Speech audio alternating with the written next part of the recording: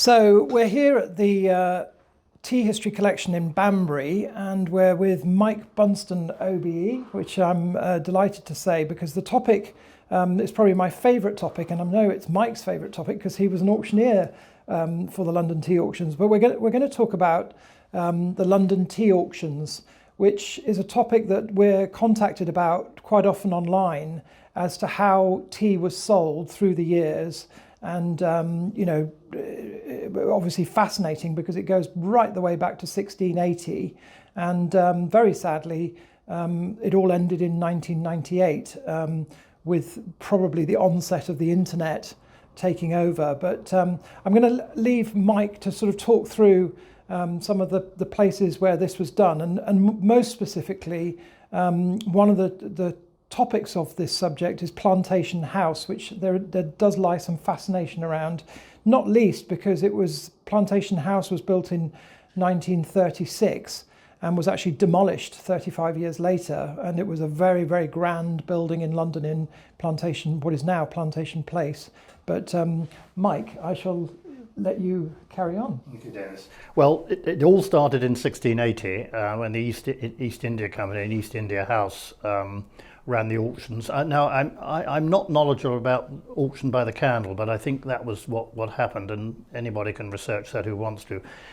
The auctions carried on right up to 1835 there, until the move to the London commercial sale rooms in Mincing Lane in 1836, and they were there till 1935, which is 100 years, which is pretty impressive. Mincing Lane being really the whole centre of the tea trade.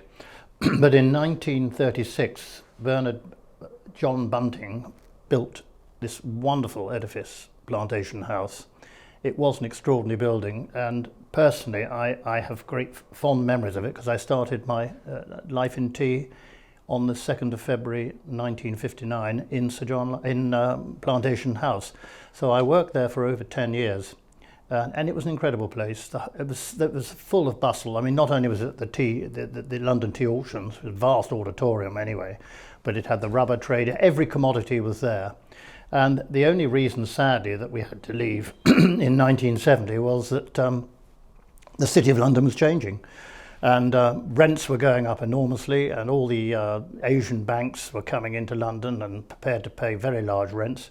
And I'm afraid the poor old commodities couldn't afford to do so. So we had to look elsewhere. Now, what we were desperate, and this is why I say we, it was my company and one of my partners who was very instrumental in this, was that we didn't all move away and the whole thing break up, because this is what could have happened. So we wanted to try and move en masse. And we sent people around looking for everything they could find in the city that might be appropriate. And quite by chance, we found Sir John Lyon House. It was empty at the time. It was, I think, owned by one of the pension companies, and they were determined, they didn't want to lease it piece by piece. It was a whole let, so you had to have the whole building, and it was a pretty size, 3 blocks, a large building. The only way we could possibly afford to do this was to set up a company called Tea Trade Properties, which I have to say at the time was very much bankrolled by Brook Bond, who were very supportive of the tea industry. And so we all moved. And in 1971, they had the first tea auction there. It was opened, the Lord Mayor came to open it and attended the auction. And we were there for nearly 30 years. And of course, what a place to be, right on the river, with views up and down, Tower Bridge one end and right down to Westminster the other. People used to joke when they came to visit and said, how can you possibly do any work with this going on outside your window? And I said, well, it's like everything. It's like a kid in a sweet shop, isn't it? You know, after a while the novelty wears off. You're aware of things happening, but you're getting on with your job. But it was a wonderful place to be, and we adored it. And the reason, again, there that we had to finish was that there had been a 25-year lease with a 5-year extension. And it was decided by the Tea Brokers Association that they really couldn't sustain keeping the auctions going in Sir John Lyon House. There was a break clause we could get out, and we decided to do so, having talked to the London Chamber of Commerce, who were very happy to give us the home for the auctions there. First of all, it was in Cannon Street, where the old commercial they were. And then later they moved to a brand new building just down the road from there, which was very convenient for us because it was a 2-minute walk from Sir John Lyon House. And we were there right until the last auction on the 29th of June 1998. And I had the privilege, I may say, of knocking down the last commercial lot. It was quite something, very emotional, obviously.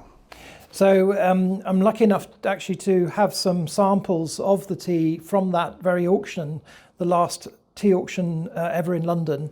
And first of all, there was a lot of the final last ever Assam tea that was sold. I'm going to pass it to Mike to sort of have a look at, but he probably remembers it. Yes, indeed. I should just perhaps explain that I sold the last commercial lot. We had our last auction before we had this charity auction, and these teas that we're talking about now were actually sold in the charity auction at very good sums of money, which went to the tea trade charities, the Indian, the planters, the Ceylon planters, and the London tea trade benevolent, and a lot of money was collected. So this was the last Dumadalong, the last Indian one, but the one that won the prize, it was the last lot in the auction, and inevitably that was going to get the highest price because everybody was keen not to miss out. And it was a Helbodder, which is Sri Lankan tea, and it sold for a vast amount of money. It was hotly contested by Taylors of Harrogate and Twinings. Taylor's eventually winning the bid, and the rest, as they say, is history. So I have some notes that say that the bidding actually started at £225 per kilo for this tea, and as Mike said, Twinings and Taylors were battling it out to win the bid, and it was quite fearsome because it actually finally the gavel was struck at £555 per kilogram, which, if you were to equate it to a chest or even a cup of tea, that would have been $2.10 for a cup of tea, or $40,000 for the 44 kilogram chest, which is astonishing, isn't it? It's just worth mentioning before we end this, a little bit about J.J. Bunting, who built Plantation House. I think it's John Joseph Bunting, who, again, if you Google his name, you won't find a huge amount, but we are writing a book on J.J. Bunting and Plantation House within the London Tea History Association. But he was quite a character, wasn't he, in the trade? Oh, he was. Sadly, of course, so often happened with getting involved in markets, whatever they are. He along the way made the odd wrong decision, and sadly virtually bankrupted himself, certainly with the cost of building Plantation House. But he was a great character. I mean, obviously before my time, but everybody who I knew people in the trade when I joined who knew him, of course, and said he was a larger than life character, and I think we all know quite a few of those in our life. And that's what he was. But the vision to do what he did, to build this incredible building, which housed all the commodity trades, tea and rubber were the two most important, obviously, but the tea auction auditorium was something special. It really was. And yeah, what a great man. So just before we close, it's worth saying that here in the Tea History Collection, we actually have the rubber share books from those days, from down in London, and also the tea share books, I think dating back to 1920. So if anybody's interested in that, there's at least 10 books here in our library. Mike, thank you very much. Thank you, Dennis.